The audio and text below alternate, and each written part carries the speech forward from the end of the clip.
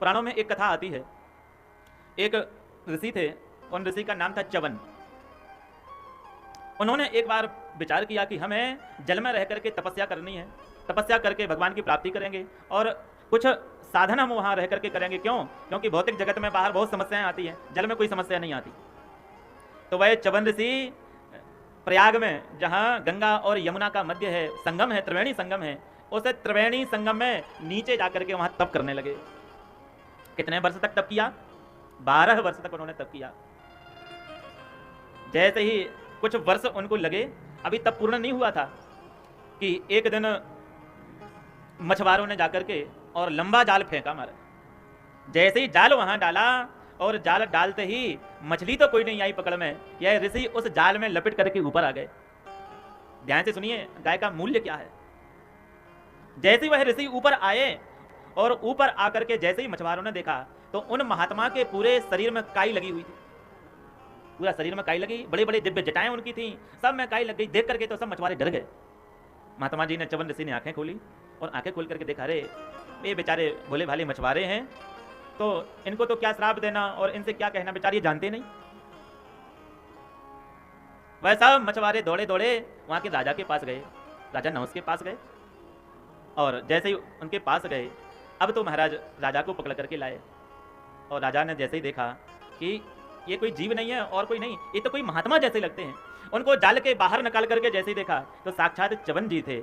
च्यवन जी के चरणों में उन्होंने प्रणाम किया और प्रणाम करके कहा, हे महात्मा जी, हे ऋषि, मैं आपकी क्या सेवा करूं? च्यवन ऋषि ने बोला कि और तो कोई सेवा नहीं करनी, पर बेचारे इन मछुआरों ने जाल डाला था और जाल डाल करके हमें पकड़ा, और इसलिए ये जाल डाल रहे थे कि मछली फंसेगी और फिर हम बाजार में देंगे तो उस मछली का मूल्य मिलेगा। अब मछली तो मिली नहीं, हम फंस गए उसमें, तो हमारा मूल्य इन मछुआरों को प्रदान कर दिया जाए। जैसे ही कहा, अब तो उन राजा ने महात्मा जी का मूल्य लगाया। कहा, महाराज जी, 1000 स्वर्ण मुद्राएं हम इन मछुआरों को देते हैं। आहा, ध्यान से सुनिए आप लोग। जैसे ही कहा तो राजा च्यवन ऋषि ने कहा, च्यवन ऋषि ने, क्या मेरा मूल्य केवल इतना ही है? क्या केवल 1000 स्वर्ण मुद्रा ही हमारा मूल्य है? राजा नहुस घबराए और उन्होंने कहा कि नहीं नहीं महाराज, अब मैं 2000 स्वर्ण मुद्रा इनको देता हूं। जब 2000 स्वर्ण मुद्रा का कहा, फिर भी ऋषि ने कहा कि हमारा केवल मूल्य इतना है। तो महाभारत में बढ़िया सुंदर प्रकरण है, उन्होंने कहा नहीं नहीं महाराज, मैं 10,000 स्वर्ण मुद्रा इनको देता हूं। फिर भी ऋषि ने कहा केवल मेरा इतना ही मूल्य है।